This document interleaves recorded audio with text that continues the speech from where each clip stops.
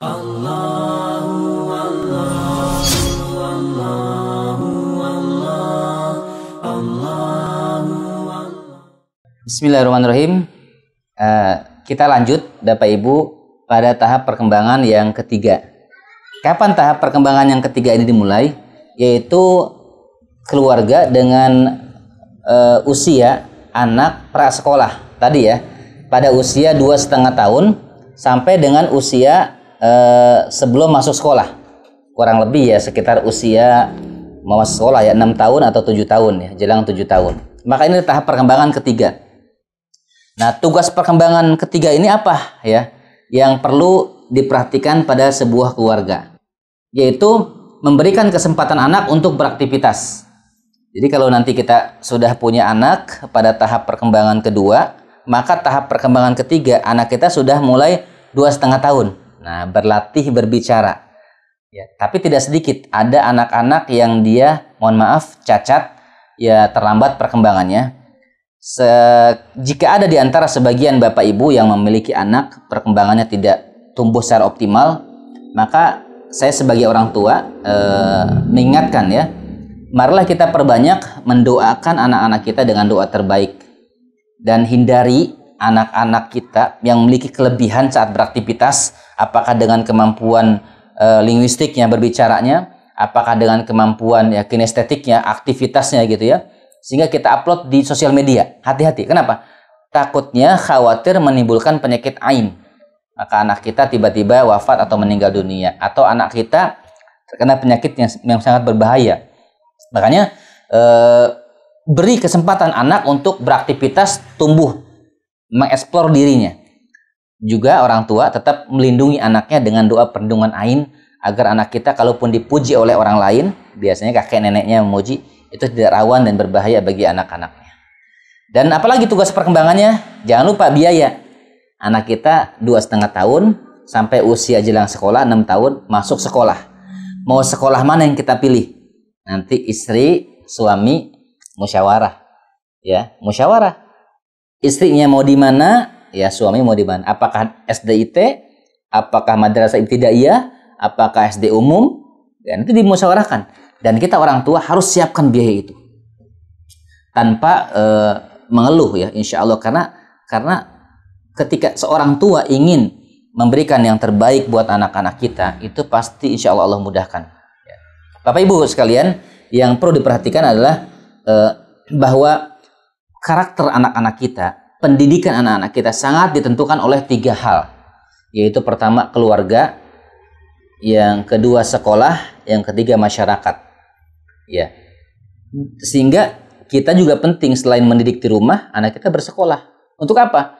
Mereka berinteraksi dengan sahabat-sahabatnya. Mereka berinteraksi, beraktivitas dengan teman-temannya. Dan ini sangat bermanfaat bagi perkembangan emosi mereka, gitu ya. Sehingga mereka menjadi orang yang nanti berlatih kesabaran, mereka memaafkan, mereka berinteraksi dengan berbagai macam karakter sahabat-sahabatnya. Ya. Dan kita orang tua harus siap dalam tahap perkembangan ini menyiapkan biaya untuk anak-anak kita. Yang ketiga adalah tahap perkembangan dalam tahapan 3 ini, bekerja sama dalam menyelesaikan tugas rumah tangga. Ayo para suami, jangan beban semua di istri. Ya. Bagaimana tetap membina keharmonisan keluarga. Bekerja sama dalam menyelesaikan tugas rumah tangga, membina keharmonisan keluarga, ini harus ditumbuhkan dari keluarga tersebut pada tahap perkembangan yang ketiga ini. Jangan jadikan istri kita pembantu. Ya, kalau istri kita memang melayani suaminya, ya, sebagian ulama ada yang mewajibkan istri melayani suami dalam rangka mensupport aktivitas suami. Karena suami cari nafkah, maka istri tugasnya di rumah. Tapi ada juga ulama lain, bahkan tugas-tugas menyelesaikan rumah tangga itu bukan tugas istri, itu tugas suami. Sehingga ketika ada pekerjaan rumah, harusnya suami itu menyiapkan khadimat, pembantu.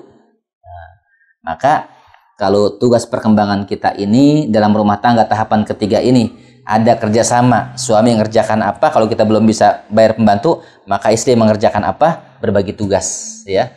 Misalnya suami ngambil airnya atau ngumpulin airnya, nanti istri yang nyuci pakaian. Terus apa?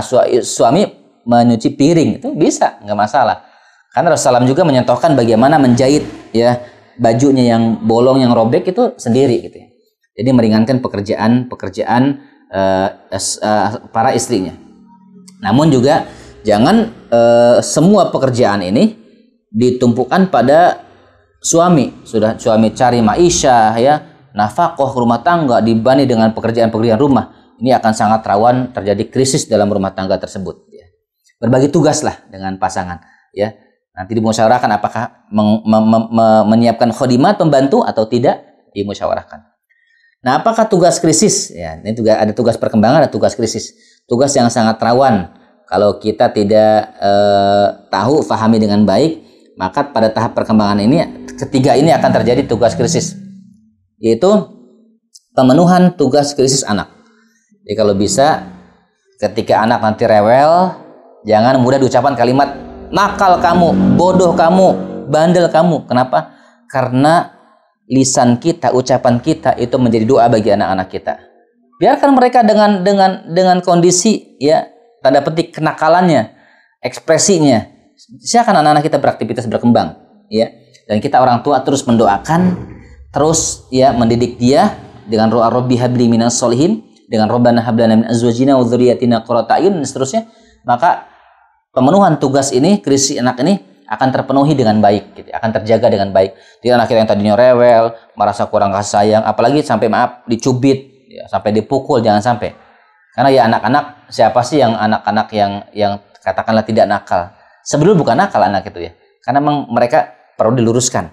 Apalagi anak-anak yang belum tamyiz, ya, belum bisa membedakan mana yang baik dan buruk. Ini perlu tugas orang tua, memberikan ketauladanan kepada anak-anak kita dengan contoh-contoh terbaik. Ini sangat penting. Menyiapkan kesiapan anak bersekolah, ini termasuk tugas krisis ya. Jangan sampai orang tua pada tahap perkembangan ketiga ini dia punya anak ya dari lahir 2,5 tahun, tiba-tiba 6 tahun, besoknya mau sekolah pada usia 7 tahun. Kita belum nyiapin biaya gitu ya, kita belum pilih sekolah yang mana terbaik, akhirnya udah asal aja tetangga rumah yang penting sekolah. Nah, ini ada tugas krisis, sangat-sangat riskan dan rawan. Makanya siapkan biaya, pilih sekolah terbaik dari sejak anak tuh usia-usia 2,5 tahun sampai 4 tahun, 5 tahun sudah siapkan. Memilih dari sekarang sekolah terbaik buat anak-anak kita agar tidak terjadi tugas krisis dalam perkembangan ketiga ini. Yang ketiga adalah berkurangnya privasi sebagai orang tua. Harus dipahami pada tahap perkembangan ketiga ini anak sudah mulai bisa menilai ya, orang tuanya berantem, tidak berantem gitu ya. Orang tuanya cemberut. Orang tuanya kadang-kadang ya maaf tidur berduaan dengan suami istri, ayah ibunya gitu ya. Anak ini merasa kadang-kadang kecewa, kurang terperhatikan, dan kurangnya privasi sebagai orang tua ini sangat-sangat mungkin terjadi dalam keluarga, dalam rumah tangga. Makanya sebagai orang tua harus mewaspadai ya dan memahami ketika ada nanti anak yang mau masuk kamar ya, dikasih tahu adab-adabnya, akhlaknya. Ketok pintu dulu misalnya. Kemudian ketika orang tua mau berantem atau katakanlah sedang tidak ada kecocokan hati antara suami istri, jangan berkelahi, bertengkar, konflik depan anak. Karena ini sangat membahayakan dan ini menjadi tugas krisis yang harus diwaspadai dalam tahap perkembangan ketiga ini karena anak sudah mulai mengenal usia sekolah 6 tahun, 7 tahun, bahkan sudah kelas 1 SD, mau jelang-jelang masuk sekolah begitu ya. Ini Bapak Ibu sekalian, mudah-mudahan tahap perkembangan ketiga ini kita bisa ketahui ya apa tugas krisis yang harus kita waspadai dan tugas perkembangan apa yang harus kita upayakan untuk menjadi keluarga kita yang terus tumbuh pada tahap 1, tahap 2, dan tahap 3 ini. Demikian, mudah-mudahan bisa bermanfaat. Barakallahu fikum. Assalamualaikum warahmatullahi wabarakatuh. Allah